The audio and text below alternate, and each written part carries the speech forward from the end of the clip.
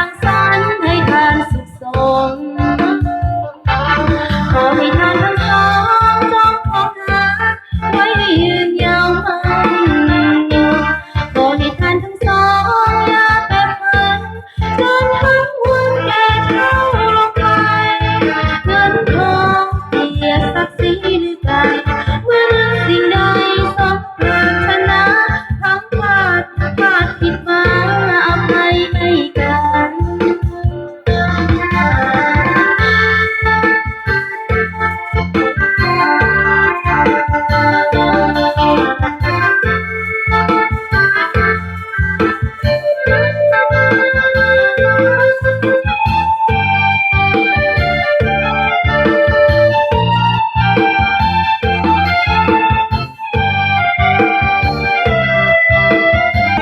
ด้วยความรักซึ้ง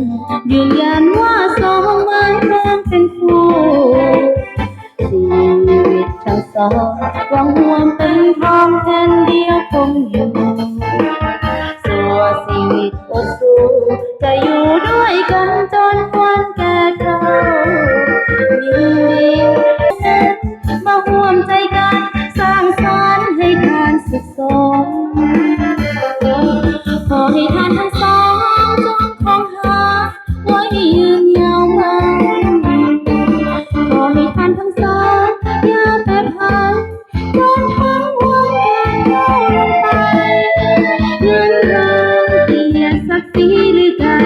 ว่านักสิ่งใดสมปรารถนาทั้งพลาดผิดมาอภัยให้กัน